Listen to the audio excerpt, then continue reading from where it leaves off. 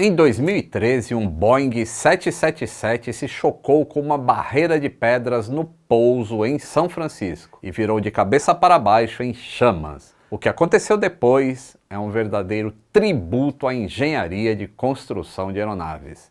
Senta que lá vem história.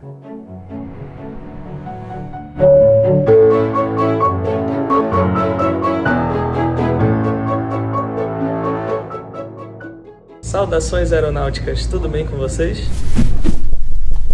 Tudo bem. No dia 6 de julho de 2013, por volta das 11 horas da manhã, no horário do Pacífico, o Boeing 777-200ER, operando como voo 214 da Asiana Airlines, estava se aproximando do Aeroporto Internacional de São Francisco, na Califórnia, vindo de Seul, lá na Coreia do Sul. No cockpit, sentado na esquerda, estava um comandante em treinamento, fazendo as funções de pilot flying, sendo monitorado por um comandante instrutor no assento da direita. Essa era a tripulação principal do voo, com outros 2 tripulantes na cabine de comando, um segundo comandante e um primeiro oficial como pilotos de reserva, já que o plano de voo mostrava um tempo estimado de 10 horas e 24 minutos da Coreia até os Estados Unidos. Portanto, mais que uma tripulação era necessária. Cerca de 4 horas e 15 minutos após a decolagem, os pilotos reserva assumiram as funções da tripulação principal por cerca de 5 horas e 15 minutos de voo, permitindo que os pilotos, digamos,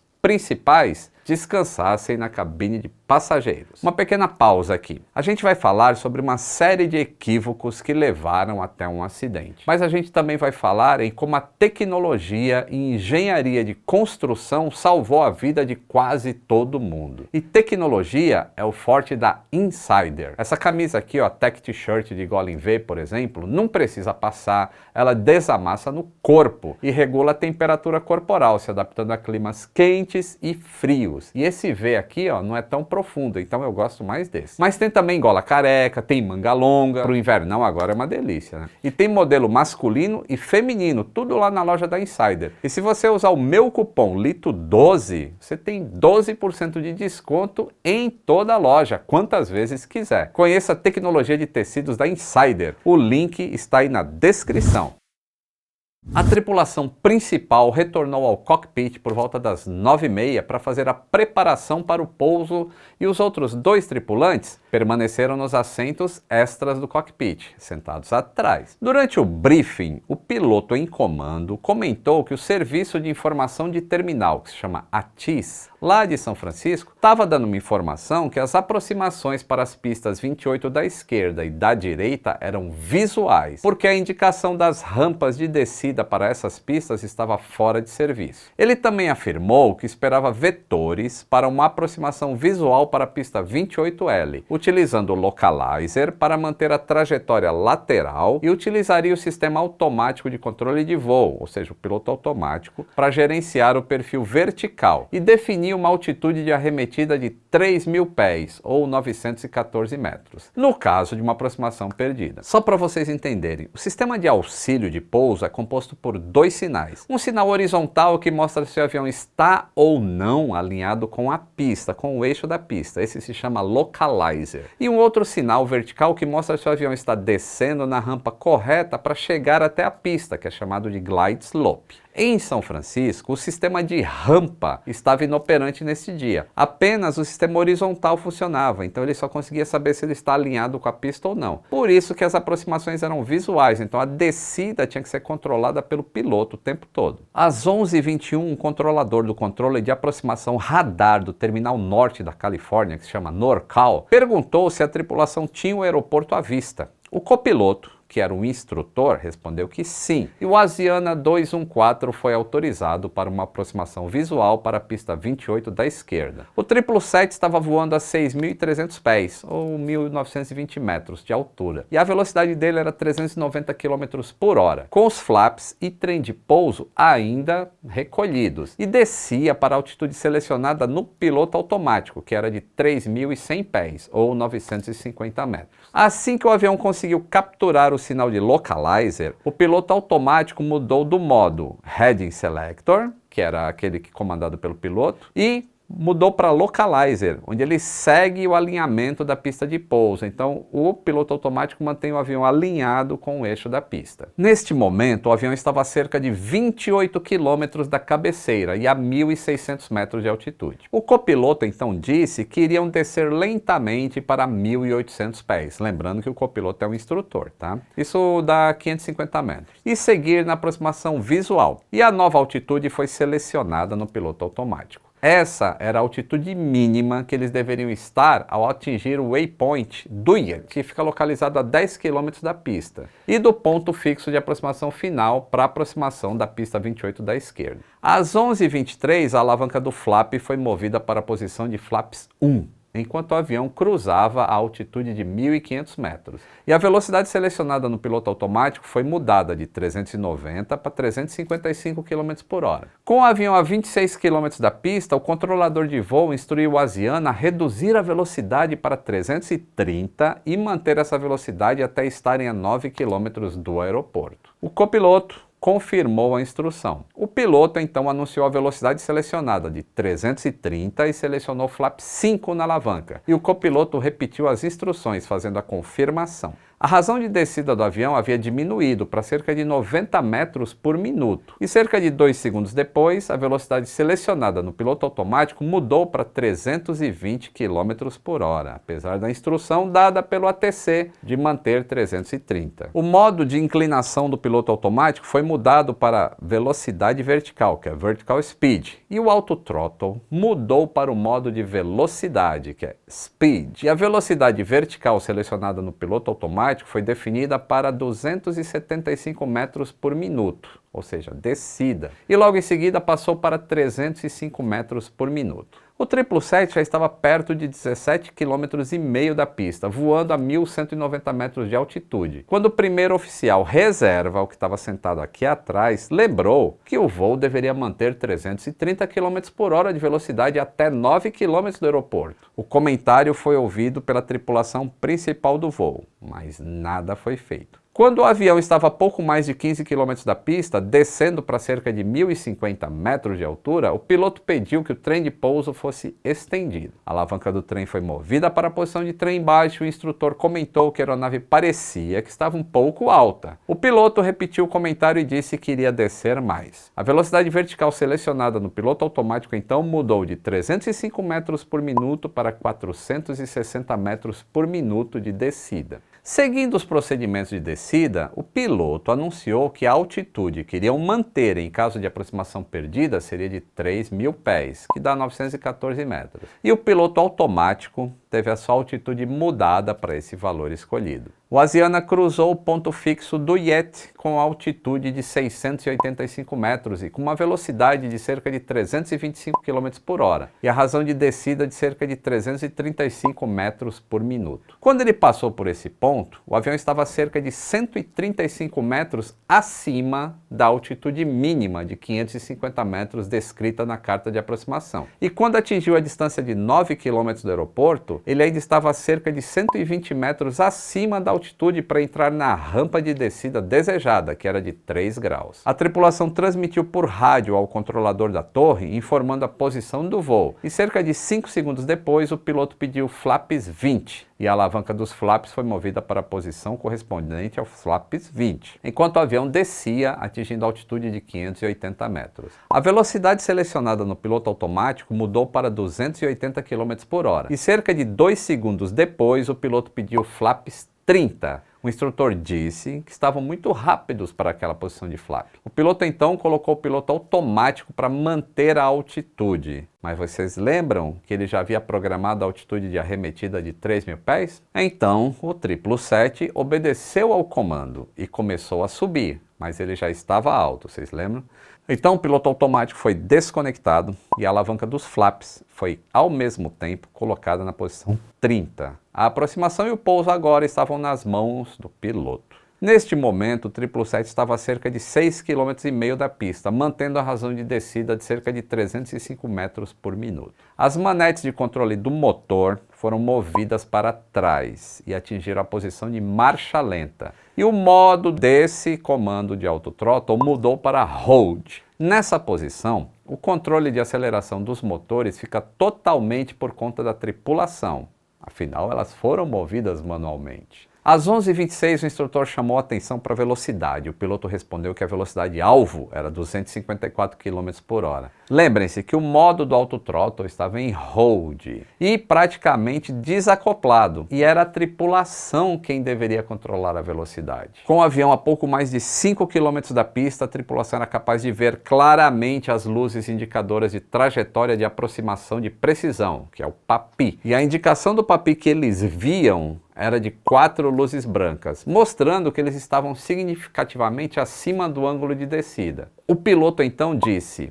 diretor de voo fora, que é o Fly Director, e a chave do Fly Director esquerdo foi desligada e o interruptor direito ficou permanecido ligado até o final do voo. Então o instrutor disse mais uma vez que estavam alto e o piloto levou o nariz do avião para baixo, com a razão de descida aumentando de cerca de 305 metros por minuto para 457 metros por minuto. Em seguida, o instrutor informou a indicação de altitude de 1000 pés, que eram 305 metros, no radioaltímetro. Eles estavam a apenas 4 km da pista. O Asiana 214 continuava alto, a 74 metros acima da altitude para a rampa de descida. Portanto, a indicação do PAPI continuava com 4 luzes brancas. O primeiro oficial, que estava no assento do observador, chamou a atenção do piloto para a razão de descida, que respondeu simplesmente com sim.